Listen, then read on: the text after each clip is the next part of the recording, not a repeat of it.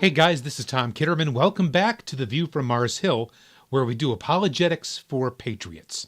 Today is March 17th, 2019, and this is episode 9, Is Patriotism a Virtue? Now, just a couple of days ago, thanks to QAnon and the rest of the Anons, we had an amazing revelation. A guy named Rockwell Hansen, a former Defense Intelligence agent, pled guilty in federal court to trying to sell state secrets to China. And note, this guy's a resident of Utah, and the charges were brought by the Huber team in Utah. Incredible. This is the tip of the iceberg. The amazing thing is, nobody in the mainstream media is talking about it. I have not heard a word about this since QAnon broke the story a couple of days ago. Now, as patriots, we are outraged by this kind of thing. A defense intelligence agent selling state secrets to China, or trying to. The question is this: is our outrage justified? Is our patriotic fervor in general justified? And how do we know that we, the Q Army, are doing the right thing? Well, friends, we're going to look at the basis for patriotism today. A word that we use for that is grounding. Do we have a reason to feel that our system is worth protecting and indeed saving, as Q constantly reminds us that we're doing? Now, in Q's drop 3088, he states that it's okay if he's slipping a little bit because he's busy saving humanity. A little bit of a tongue-in-cheek comment there from Q. But is that true? What is patriotism? Why is it important? Is it godly or is it vain? And on what basis should we be making such judgments? Well, friends, we're going to be looking today at 3 moral imperatives: the right, the true, and the good. Where do we get that? Are they objective realities, these 3 moral imperatives, or are they subjective? And by the way, by subjective, we mean mind-dependent. Spoiler alert, this is a little bit of philosophy here. Don't let that scare you. We Christians are typically socialized to believe that philosophy is bad. But if you look at Colossians 2:8, it says this. This is from the New American Standard. No, it's the ASV, the American Standard Version. See to it that no one takes you captive by philosophy and empty deceit, according to human tradition, according to the elemental spirits of the world, and not according to Christ. Now, that doesn't say philosophy is bad, only philosophy that is not according to Christ. Believe it or not, philosophy is necessary to live. You can't get out of bed without philosophy. The question is your philosophy good or bad? Now, there are 7 things that are recognized as moral categories for describing the kinds of behaviors that are characterized as right and true and good. And these things we call virtues. There are 4 cardinal virtues that have been recognized as far back as Plato and Aristotle. These are virtues that are common to the human condition.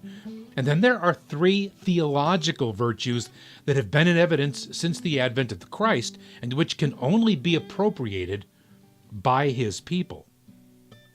The cardinal virtues are these. They are fortitude, temperance, prudence, and justice. The theological virtues are faith, hope, and charity. I'm just going to run through those real quick for you so you understand what we're talking about. Fortitude is simply brave endurance, especially in the face of opposition. Temperance is moderation of our desires. Prudence is governance and self-discipline in light of reason. Justice is regulation of human beings in dealing with others. Those are the 4 cardinal virtues. 3 theological virtues are these. Faith is a belief in God's promises, a trust in his faithfulness, and a reliance on his character. Hope is a desire for a reunion with God and an expectation of receiving it. And charity is a love for God and a love for our neighbors. So with that as backdrop to this discussion, what is patriotism? Well, the definition of patriotism is national pride. In other words, the feeling of love, devotion, and sense of attachment to a homeland, and an alliance with other citizens who share the same sentiment. Now that is separate. Patriotism is separate and distinct from nationalism. Nationalism is a political, social, and economic ideology and movement characterized by the promotion of the interests of a particular nation, especially with the aim of gaining and maintaining the nation's sovereignty over its homeland. Now, it's worth noting that even though these are separate ideas, they're kind of inextricably intertwined. Patriots are almost always nationalists as well, and vice versa. For our discussion, we'll use these terms interchangeably. So, where do these concepts of patriotism and nationalism intersect with the classical and theological virtues? Now, folks who are promoting national interests may exhibit any or all of the classical virtues. For example, fortitude in the face of opposition, temperance in grooming ourselves as ambassadors for our nation, prudence in establishing constitutions and laws of governance, and justice in empowering the citizenry with rights and responsibilities. Now, be careful here. While these virtues might be in evidence in a government, they could also be ignored, subverted, or even completely reviled. Nationalistic patriots supporting the government, for example, of a despotic dictator, they may exhibit fortitude in thwarting opposition, which is virtuous, but they may never give a moment's thought to temperance or prudence or justice. Now, certainly in such an instance, no just or prudent person would claim that such a government is, in fact, virtuous. But hang on, are we even talking in the proper categories here? Do governments have virtue? Indeed, can they have virtue? Now, you'll notice that these 7 virtues that we've been talking about are held and displayed by persons, that is, by individuals. But a corporation, a group of people, or a government is not a person. They are indeed comprised of and act in the interests of persons, but we really can't assign them to the same moral categories or expect them to exhibit the same kinds of virtuous behavior. On further reflection, it seems all you can really hope for is a government which affords individuals the greatest opportunity to exhibit for virtuous behavior. But how? Well, the only way to provide a sure grounding for virtues is to hold an objective standard for virtuous behavior. Now, as it turns out, there only exists one objective moral standard. That standard, of course, is God. Why is that? Well, for a standard to be objective, by definition, it has to be mind independent. In other words, it can't be something we cook up in our own heads. In that kind of a system, anybody's definition of good or right or true is just as good as anybody else's. So we need something transcendent, which is outside of ourselves, and that, friends, is the definition of God. Transcendent and outside of ourselves. So a government that wanted to create the greatest opportunity for the expression of personal virtues would have to be one that acknowledges the authority of God. Can we think of such a government? Well, it turns out that the United States is the only nation ever to be founded on the idea that human beings are special because we bear the imprint of that God on each and every one of us. We are, in fact, called image bearers of God.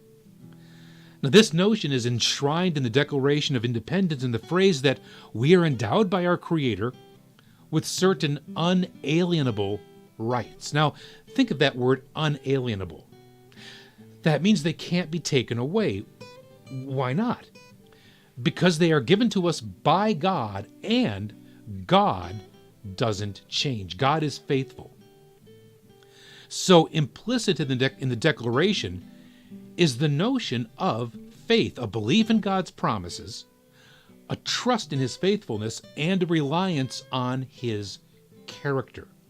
Of course, that because all of our moral virtues are grounded in God's character, they are in fact objective standards.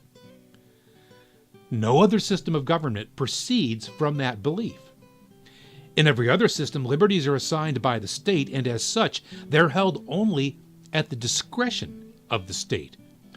And because the state can change, unlike God, those rights can change as well. And very often they do, forcing changes in the form of governments and in their institutions.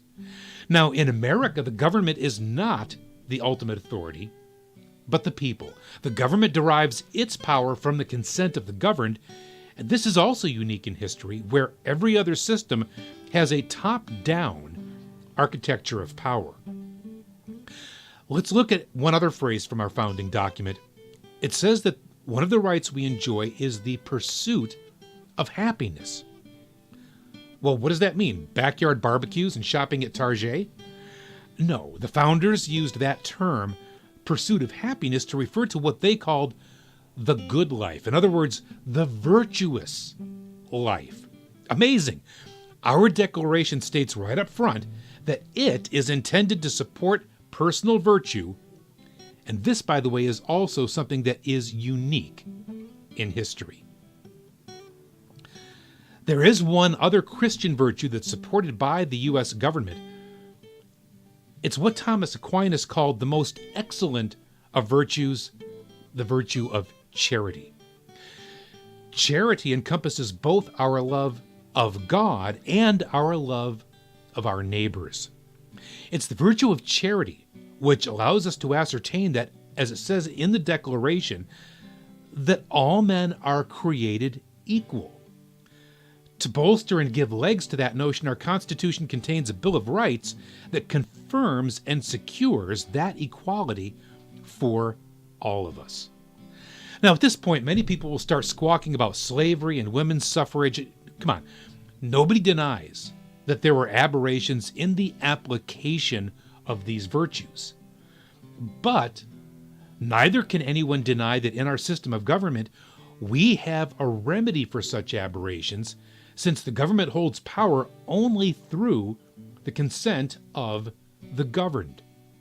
That means we, the people, can root out injustice, demand it be righted when it rears its ugly head. In the U.S., friends, charity rules. So when we start talking patriotism and nationalism, we have to remember that we aren't just blindly rooting for our team.